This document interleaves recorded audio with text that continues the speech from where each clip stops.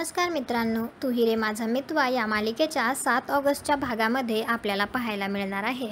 ईश्वरीची ताई ईश्वरीला विचारत असते, तू कॅफेमध्ये जाणार आहेस हे फक्त मला माहिती होतं, मग बाबांना कसं कळलं? तर ईश्वरीला सुद्धा हे समजत नाही की हे कोणी केलं असेल, बाबांना कोणी सांगितलं असेल. तर ताई म्हणते, कोणीतरी हे मुद्दामून ठरवून तर केलं नसेल ना? ईश्वरी विचार करत असते की कोण करू शकेल असं. त्यानंतर इकडे अर्णवची आजी ईश्वरीला फोन करून तिला म्हणत असते, तुझ्या त्या गलतफहमीमुळे काय झालंय माहिती आहे का तुला? तर ईश्वरी विचारते, काय झालं? तर आजी म्हणते, माझा नातू घरातून निघून गेलाय. तो कुठे गेला आहे ते कोणालाही ठाऊक नाहीये. हे ऐकून तर ईश्वरीला धक्काच बसतो. आता अर्णव घर सोडून गेल्याचा सगळा ब्लेम हा ईश्वरीवरच येईल का? आणि अर्णव कोणालाही न सांगता कुठे निघून गेला असेल?